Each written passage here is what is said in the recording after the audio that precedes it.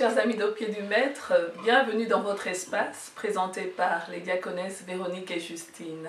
Aujourd'hui, le pasteur répond avec le docteur Jean Mokadi. Bonjour docteur. Bonjour, ma Nous sommes heureux de vous avoir avec nous. Oui. Bonjour docteur. Bonjour, ma Justine. Oui docteur, aujourd'hui nous voulons nous entretenir sur un sujet très important qui fait parler beaucoup d'enfants des dieux. Ça concerne le Père spirituel. Pourriez-vous, s'il vous plaît, nous dire ce que dit la Bible à ce sujet-là? Bon, la notion de Père spirituel est simple. On peut comprendre cela à travers les Écritures saintes.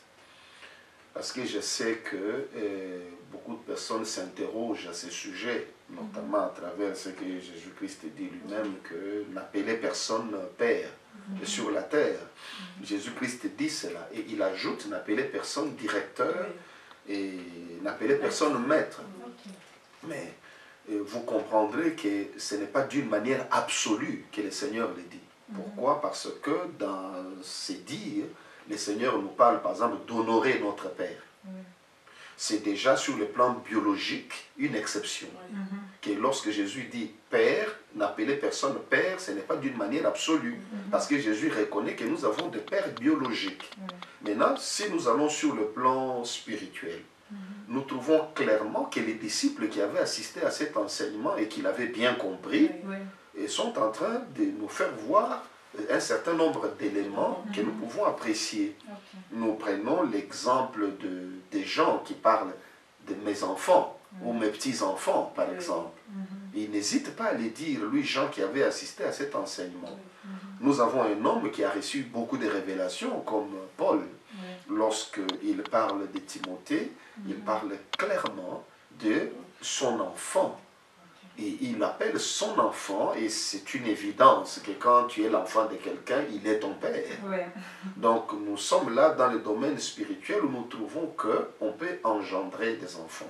Paul le dit d'ailleurs clairement, lorsqu'il mentionne que vous pouvez avoir plusieurs maîtres, mais vous n'avez qu'un seul père, parce que c'est moi qui vous ai engendré par l'évangile.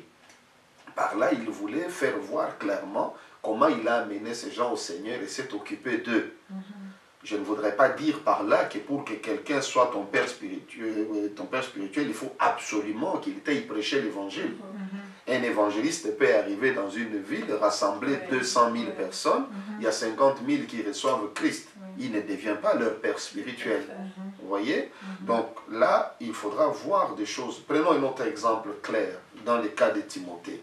Lorsque Paul arrive à Antioche, il trouve Timothée, et la Bible nous dit que c'était un disciple. Il avait un bon témoignage. Autrement dit, lorsque Paul arrive, ce n'est pas lui qui prêche à Timothée, ce n'est pas lui qui le baptise. Il trouve Timothée qui étudiait déjà la Bible. Il était déjà un disciple affermi et il était né de nouveau. Autrement dit, il y avait un pasteur qui s'occupait de lui. Mais lorsque Paul le prend, il l'amène à une nouvelle dimension et l'introduit dans le ministère. Et il est le père spirituel de Timothée. Et je voudrais dire une dernière chose, à moins que vous ayez une autre question, que dans le domaine biologique, ce sont les parents qui reconnaissent leur enfant. Mais dans le domaine spirituel, il est toujours important que l'enfant se reconnaisse en vous. Ça, c'est très important. Il faut que l'enfant reconnaisse que celui-ci est mon père spirituel. Parce que c'est lui qui connaît son évolution, qui connaît ce qui s'est passé. Alors, c'est un peu cela. Il n'y a pas de scandale, il n'y a pas de péché de reconnaître en quelqu'un son papa, son père spirituel. C'est tout à fait biblique. Cette personne ne remplace pas Dieu et ne demande pas qu'on l'adore, rien du tout. C'est juste une façon de reconnaître le travail qu'il a fait ou qu'il continue à faire dans votre vie. Oui, docteur, vous nous avez donné l'exemple de Timothée avec Paul. Donc, dans notre marche chrétienne, peut-on avoir, si je puis m'exprimer ainsi, plusieurs pères spirituels, ou du moins, avec l'évolution, changer de père spirituel?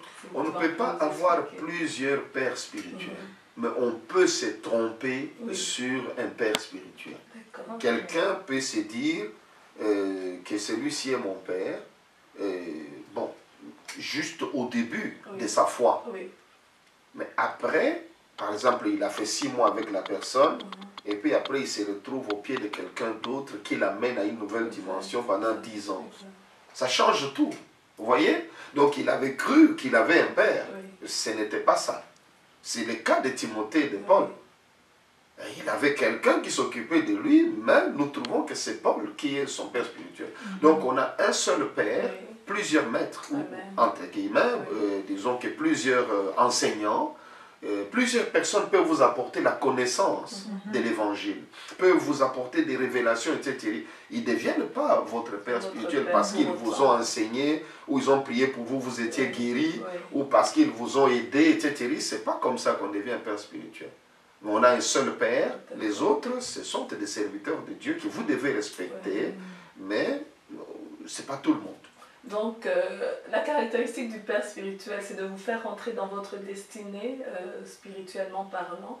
C'est comment on peut expliquer Bon, disons, j'insiste beaucoup sur le fait que c'est à la personne d'apprécier. C'est elle-même, l'enfant. C'est la personne ou l'enfant qui doit apprécier, qui doit conclure qui est son père. Donc, ce n'est pas à l'homme de Dieu de déterminer ça. Et moi, personnellement, c'est ce que je fais. Je n'appelle quelqu'un ma fille ou mon fils que quand la personne elle-même se reconnaît ma fille ou se reconnaît mon fils. S'il ne le reconnaît pas, moi, je ne peux pas l'appeler comme ça. Merci beaucoup, docteur. Que le Seigneur vous bénisse. Merci. Merci, bien-aimés, de nous avoir suivis. Nous vous donnons rendez-vous à très bientôt pour une autre mission. Les pasteurs répondent. Merci, que Dieu vous bénisse.